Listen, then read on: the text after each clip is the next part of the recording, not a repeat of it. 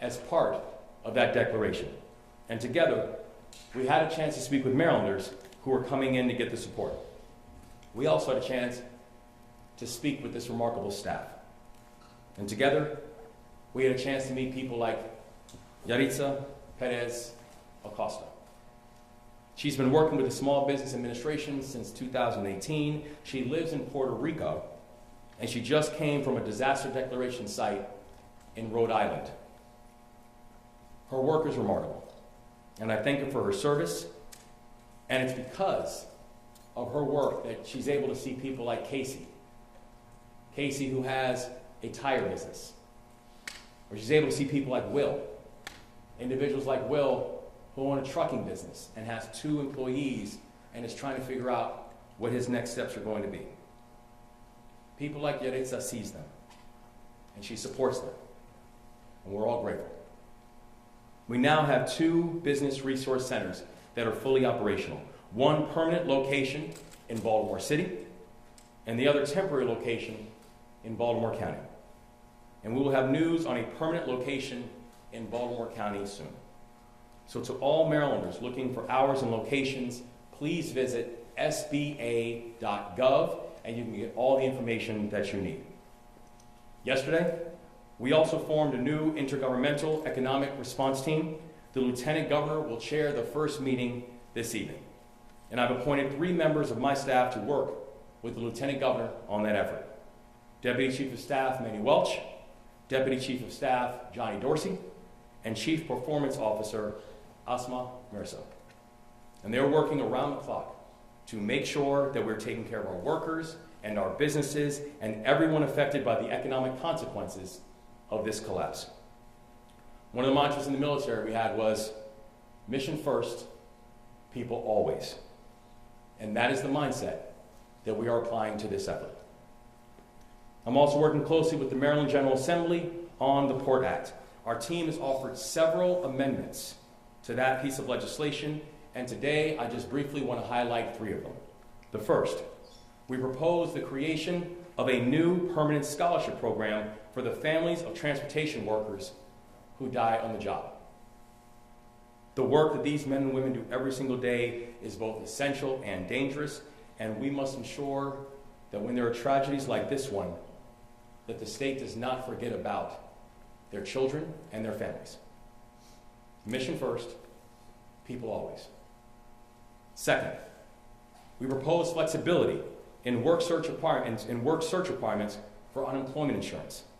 That way, port workers who receive unemployment insurance will be ready to return to work at the port when operations move back to normal. Mission first, people always. Third, we propose an amendment that will ensure flexibility for our Department of Commerce and our Department of Labor, because our goal is to make funding available for critical needs of workers and businesses as we move forward, mission first, and people always. We cannot possibly find every answer to every problem in the next few days before session ends. But we can give the state the ability to respond, and quickly, over these next months. I also want to take a second to talk a bit about the state budget. When session began, our administration introduced a responsible budget that did not raise taxes. The House and the Senate have been moving through their process over the last several weeks to get a final budget to my desk for signature, and we are now 7 days from the end of session. So yesterday, I signed an executive order extending the legislative session by 10 days. I recognize that the House and the Senate are coming to the table with different perspectives. I know they are both working in good faith to achieve a resolution. And the parties are not that far apart. We all want to do what's best for the people of this state. So what I did yesterday was necessary that we can provide both the House and the Senate the time to find a reasonable compromise and get me a budget that I can sign. Now, fourth, on rebuilding. We cannot rebuild the bridge until we clear the wreckage. But I'm telling you, we are going to get this done. We will clear the channel. We will move the dolly. We will rebuild the Francis Scott Key Bridge. Every day I meet more people who prove what it means to be Maryland tough and Baltimore strong. And today, we are here with Chief Petty Officer Morgan Merritt from the U.S. Coast Guard. She's in charge of the aids and navigation team. And they're the ones who help make these temporary channels navigable by commercial vessels. Her team was out in the pouring rain this morning, laying down navigation markers so ships could move through. There was nothing that was going to stop her or her team.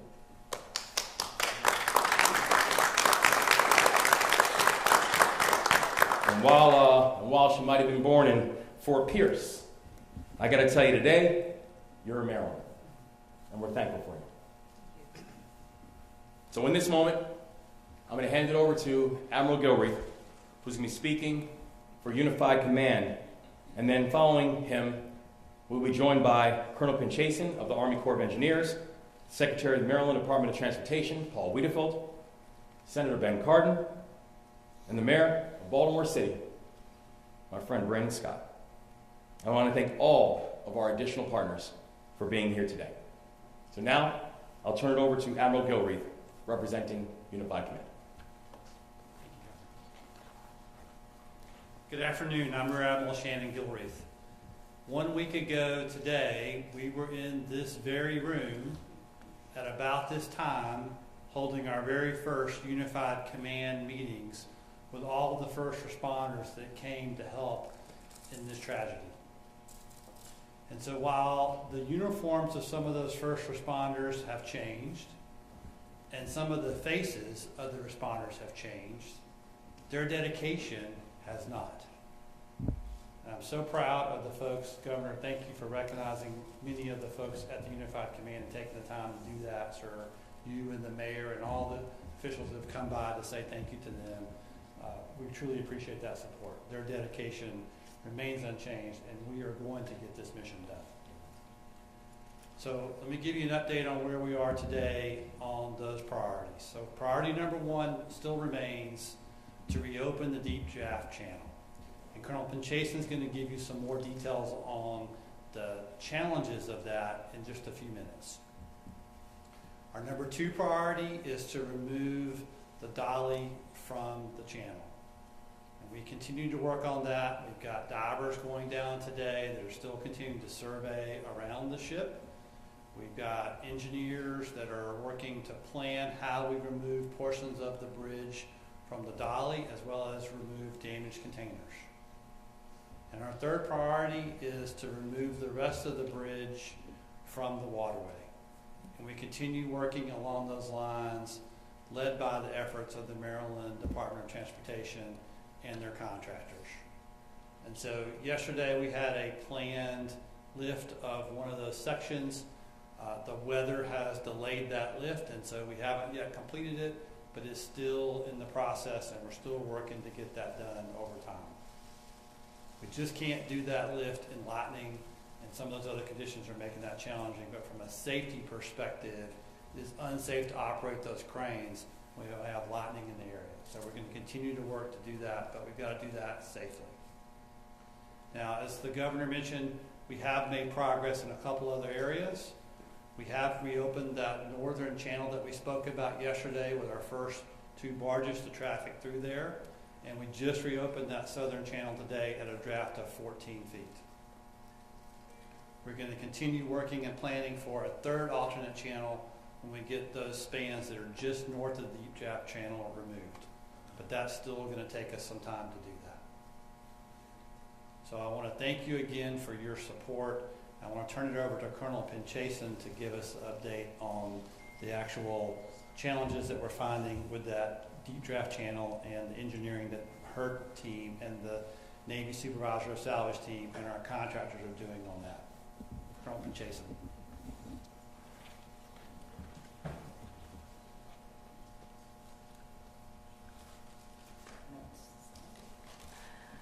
So Governor Moore, state partners, sir, it's a pleasure to be here today. Thank you for joining us today. Our priority remains clearing the federal channel, that 50-foot shipping channel, And that is an integrated operation for salvage operations and recovery operations. And when you mentioned earlier, sir, mission first, people always, that's exactly what that is. It's not just about the engineering. And I just, as you mentioned that, that's what came to me, because as our engineers are assessing and surveying and figuring out how they're going to lift those loads, they know in the back of their minds that they are also looking for any traces of the fallen and anything that they can recover. That is an integrated part of our effort. Mission first, people always. So thank you for inspiring that, sir. Yesterday and today, our teams are working as best they can, considering the weather. Crane operations had to be paused temporarily, but they're back online now. The lightning hindered that for a little while, but as Admiral mentioned, we're able to continue in a safe fashion. We're taking every precaution we can to make sure our folks are safely operating and conducting salvage operations. The Unified Command consists of an amazing team of Department of Defense, federal, state, and industry partners from the salvage community. It is absolutely the right team to take on this challenge. And so we've implemented a very methodical, disciplined, but iterative approach where we assess and engineer and then execute. And we're getting a much better understanding of what we're dealing with by bringing in another dive team, by bringing in 3D survey capability and employing that over the last few days and getting a much better picture than what you're seeing on the skyline. We're going to cover that there. What those 3D surveys demonstrated for us and what they're indicating is that the wreckage on the bottom of the 50-foot channel is far more extensive than we could have imagined. What we're seeing and I'll head over there here in a second, but we have portions of the wreckage that are completely collapsed. What this means is that the state of that wreckage makes it very difficult to figure out where to cut, how to cut, to put it into what we call bite-sized pieces, although the bites we've had are 250 tons. And we have crane capability that can lift more than that, so imagine these bite-sized pieces that are hundreds of tons. But to be able to do that, we have to be able to see what we're doing. And the collapse of that wreckage, it's not just sitting on the seabed, it's actually below the mud line. That makes it very difficult to know where to cut, how to lift and rig and lift. So I just wanted to make sure that we're sharing everything that we're learning, and I can help explain that a little more. Right now, all those surveys are being compiled from all our partners from across the entire effort. With each layer of survey data that we are collecting and compiling and analyzing, we're getting a much better picture of what it's actually going to take to lift that up. I can't say enough about our team. We are joined by our nation's top salvage experts and our friends from the United States Navy, our salvage experts, Soup Sal, Supervisor of Salvage Operations Soup Sal, here with us. We could not do that without them and without our industry partners. Cannot thank them enough, and I hope that the families know they have the absolute best team working on this for them. So we'll head over here. I'll orient you a little to what we mean by that.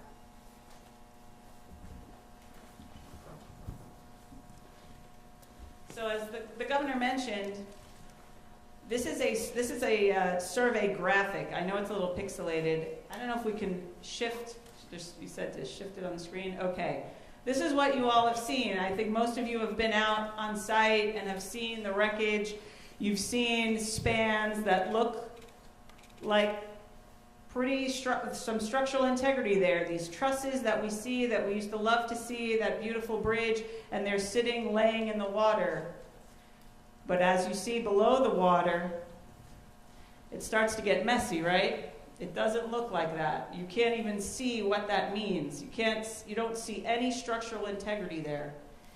So while here, this area that we were proposing to cut into bite-sized pieces and be able to place them on barges and be able to transport them away,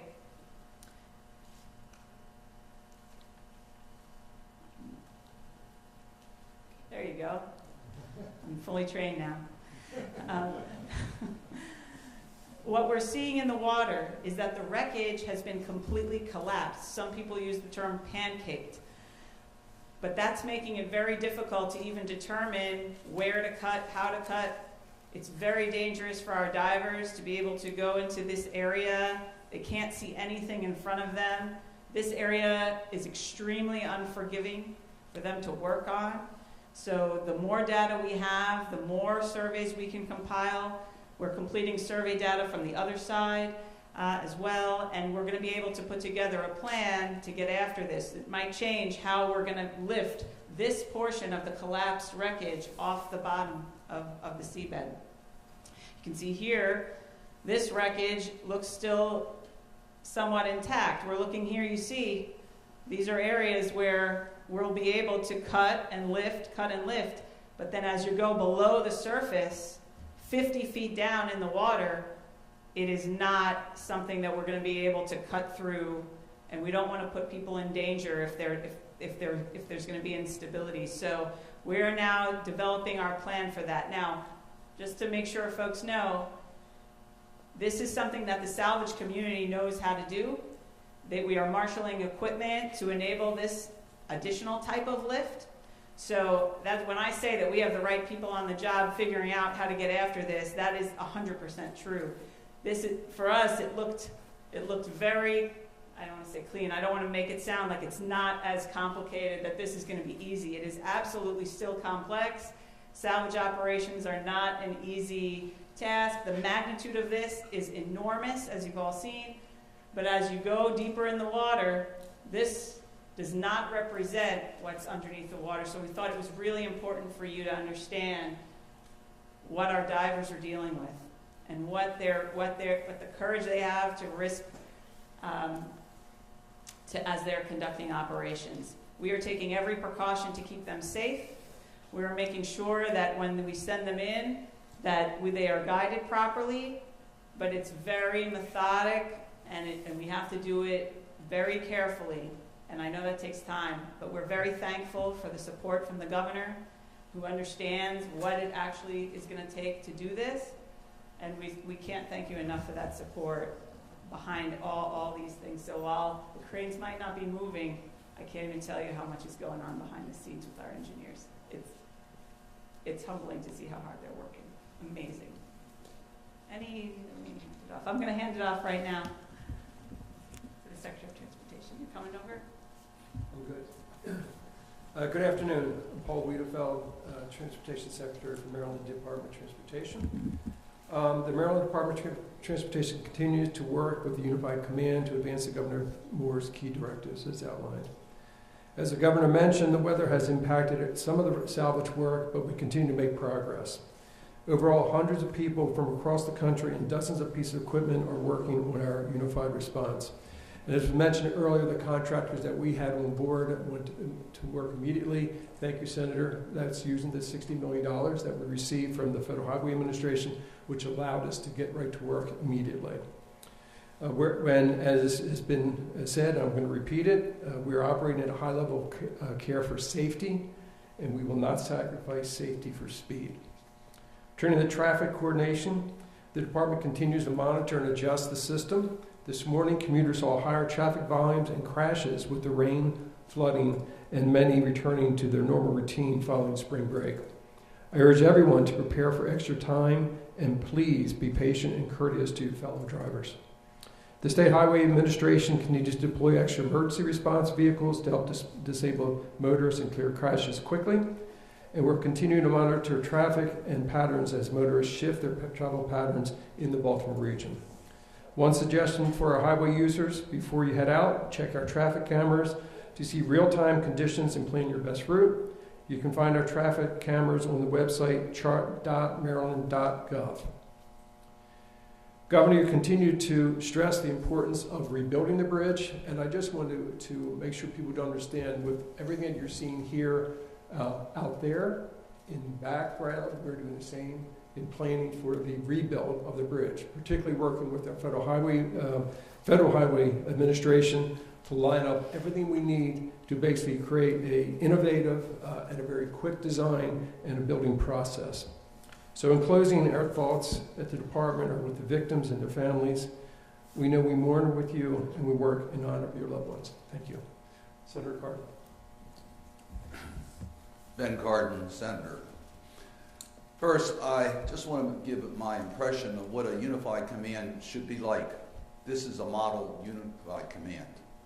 It has brought together the federal partners, the state partners, our city, our county partners, all together to be united in a mission. And as a result, we've made significant progress. I want to join the governor first in acknowledging our thoughts and prayers with those 6 that lost their lives and our commitment to bring closure.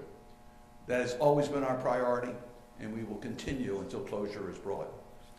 Our priorities are to open the channel and to replace the bridge. Governor Moore, I want to thank you for your extraordinary leadership in this state. You have brought us all together with a mission, and you've inspired us that we will not rest until we accomplish that mission. We're going to get it done, and we're going to get it done safely. Admiral, I can't thank you enough in regards to what the Coast Guard has done, and Colonel, in regards to the Army Corps. Our partners have been here. I'm frequently asked from our federal congressional delegation, will the federal government be there with the resources that Baltimore needs?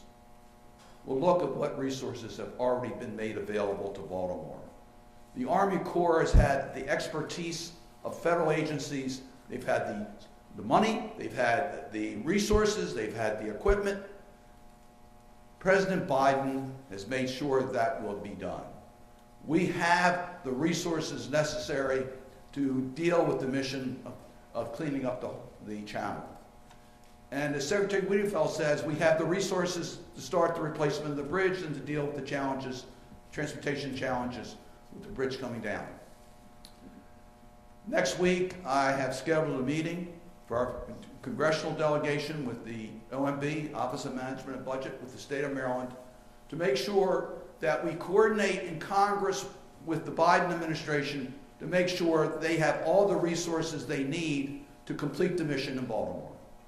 We recognize that the priority now is to open the channel. We can't replace the bridge until the channel is opened, although we start planning it. But we need to make sure that we have the commitment moving forward to replace the bridge with the type of bridge befitting our community and the needs of our community. We are committed to making sure that happens. I want to talk a little bit about Trade Point Atlantic because they're making some modifications today that will help us in transition because that's before the bridge. In 2020, Senator Van Hollen and I worked to get a port grant to Trade Point Atlantic to make it more capable to deal with port activities. I want to thank again the Biden administration for being willing to modify that grant so that we can deal with what Governor Moore has talked about, the roll-on, roll-off needs of the port through Trade Point Atlantic. It's that type of flexibility, it's that type of action that is allowing us to try to mitigate the severe damage to our economy and the regional economy as a result of the channel being blocked. I want you to know it is a team effort. Senator Van Hollen and I have worked closely with the Moore administration, along with Congressman Mfume and our entire congressional delegation. Mayor Scott, thank you for your extraordinary leadership, working with your counterparts, the county execs of Anne Arundel County and Baltimore County. I had a chance earlier today to visit the small business operations in Dundalk. Excuse me, around here. And it was actually in East Baltimore. I had a chance to see firsthand how important the SBA programs will be. Make no mistake about it, small businesses are the growth engine of our economy. That's where we get job growth. They are innovative. They figure out ways to do things. When you think of the Port of Baltimore, when you think of a port, you don't necessarily think about the hundreds and hundreds and hundreds of small businesses that are making that port operate. Many of the transports are done by independent contractors and small businesses. Now, they do things well, so we have an efficient port, but they don't have deep pockets. They're not prepared for this type of disaster. Administrator Guzman called me on the day of the tragedy to let me know that she believed that this would qualify for emergency assistance. She already put together a team to come to Baltimore to help us. And as soon as the state could come forward with their application. It was approved at the federal level. And it means so much. The governor talked about some of those business owners that we saw today. One has 2 employees and 2 trucks. And he'll be out of business unless he gets some help. And what we're going to be able to do through this program is give that person the hope the help that they need now, and with the traffic coming through the port, the business, so that they can stay in business. So this has been a team effort. Our federal congressional delegation, Governor, is with you. We're going to do everything to make sure you get the help that you need from your federal partners. And I want to thank all of our federal partners who have been here from day one, and they're not going to leave until mission accomplished. Mayor. Thank you, Senator. Thank you, Mr. Governor. Good afternoon. A week ago today, our city, our state, and our region endured a massive and unspeakable tragedy. But despite the pain, Maryland and Baltimore did what we always do. We came together to support those in need and to begin the recovery from this unspeakable tragedy. I want to thank you all for continuing to be here to bring attention to this story as we work to build a Baltimore back and overcome the multitude of challenges it's posing to our city, state, and region. And of course, first and foremost, again, the thoughts and prayers of all of Baltimore will now and forever be with those who we lost. In the excitement of yesterday's progress in establishing a channel for some emergency and some commercial vessels, I don't want us to lose sight of the fact that we still have 4 Marylanders missing below the water. And we know that every single person in the Unified Command, every single first responder, everybody that is out there in front or behind the scenes is not going to forget those folks.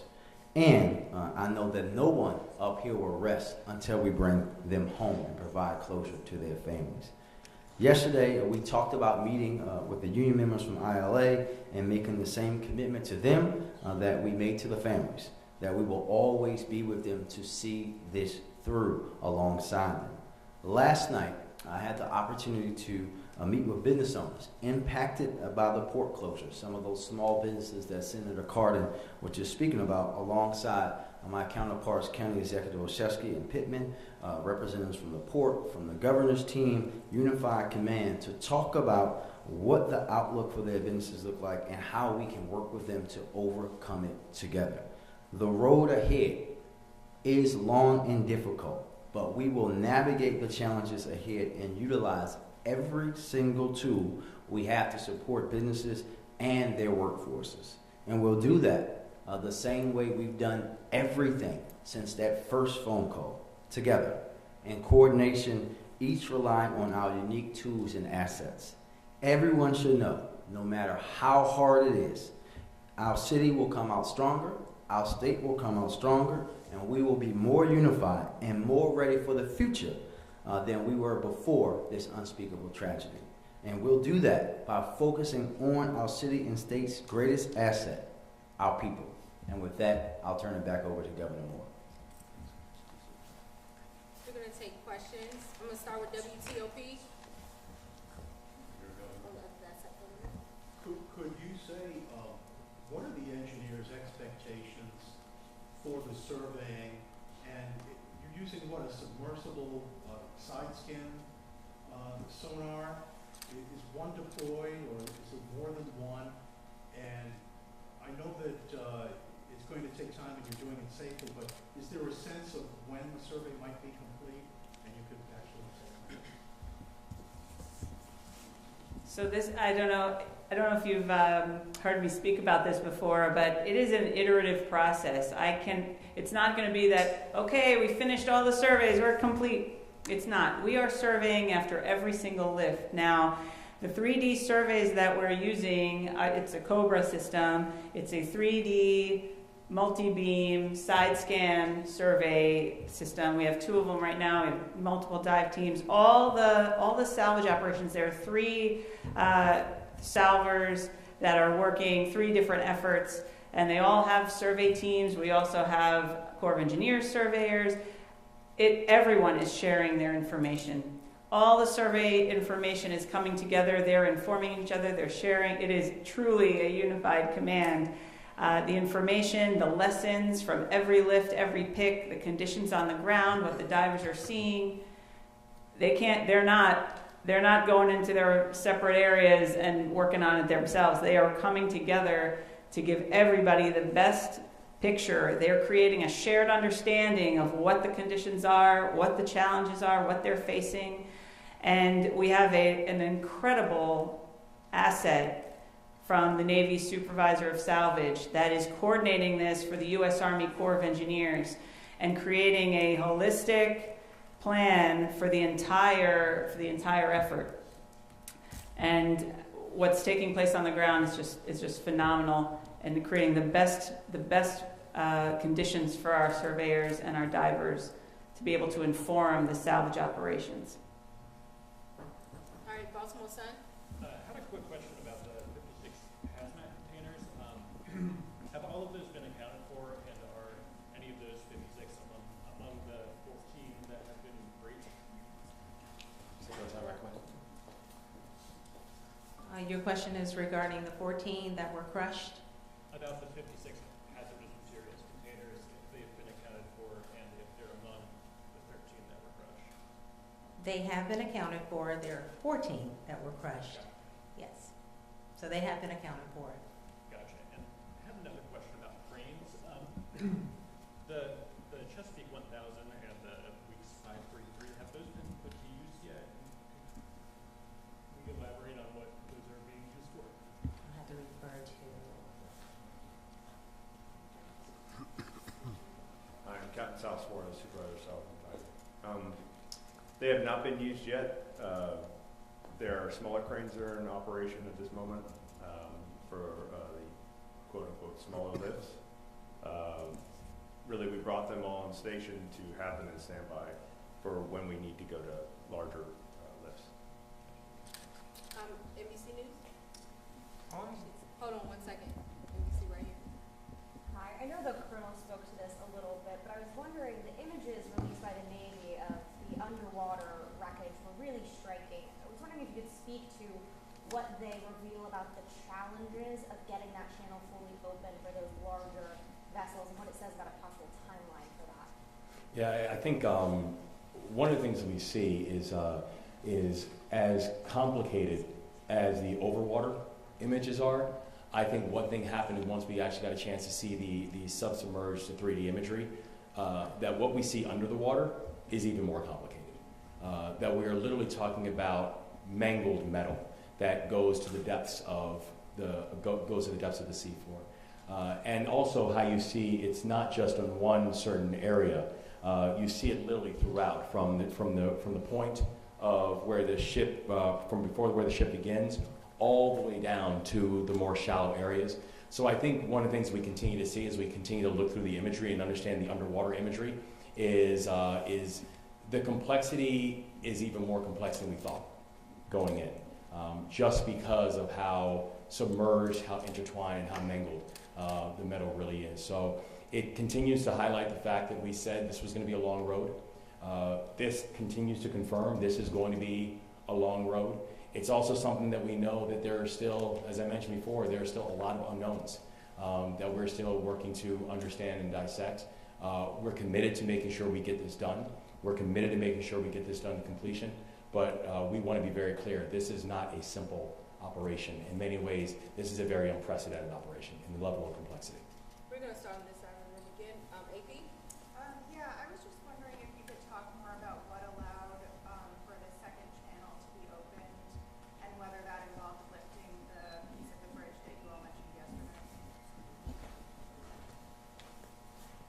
So there were several things that needed to happen. The first thing we needed to do was a survey that we did in conjunction with NOAA and the Army Corps of Engineers to actually see what the depths were in that area. And then we identified a pre-existing obstruction that the State of Maryland Department of Transportation and their contractor were able to go over and basically pull that out of the water for us, which then gave us that 14-foot draft. After that, we asked the Coast Guard Ace Navigation Team under Chief Merritt to go out there and actually mark that channel so that mariners could see how to visually navigate through that section of the bridge and span and do that safely. And so those were the steps that went into it. The Unified Command reviewed all of that material after it was marked and made the decision it was safe to open that alternate channel. Similar things went into the first channel. There just wasn't an obstruction there, ma'am. Okay, was the obstruction that piece that you mentioned yesterday that was? Yes, that was a piece that we mentioned yesterday. Yes, ma'am. And do you have any timeline on opening the third channel at this time? So the third channel will depend upon when we can complete the removal of the bridge obstructions in that section north of the Deep Jaff Channel. So after that's completed, then we'll complete a survey and then we will mark that channel as well. All right, CBS News. This is to the governor at the SBA sites that you visited or you visited today. Did the staff give you an update of the number of businesses that have applied for the aid? And you mentioned 57 businesses have applied already. Do you have an update on that count? Yes, so they told us that 57 had come in and had come in online before. They were still calculating the numbers that had come in thus far for the day, but the indication that we got was that already the number was in the dozens of people. And what they were noticing was not just a flow of people who were both going online and going through the process, but a steady flow of people who were actually coming in to get their questions answered and put together in-person applications as well. So they've indicated that the flow has been steady, but the thing they also showed us is that they're prepared for it. Did they give you any indication that we're seeing a trend of what types of businesses are applying at the initial onset? So in fact, we were actually speaking about that when we first went in. The senator and I were asking this question. All the things that they're seeing are people who have some form of attachment to the port. So whether it is a truck driver who was running routes, using the port as an entity, whether it was I mentioned before about KC who had a tire company, and some of the specific vehicles that he was making tires for were tires that were destined for either the new car placements or the vehicles that were coming into the port. So the only consistent thread that they told us they were seeing was just showing that the variance of impact that this port, that the maritime operations of the port were having on individual businesses. Bloomberg. Thank you, that's appreciated. Thank Question you. for Senator Cardin, anybody else who wants to weigh in? Can you just want to speak a little bit to what any potential congressional appropriation will cover? You mentioned to start construction and when you would expect the White House to formally request those funds. In the short term, there's no need for additional appropriations to be made. There are pots of dollars that are available that are unleashed under emergency declarations, and those funds are flowing, including in regards to the preliminaries to a new key bridge. There are agency budgets that cover a lot of these needs.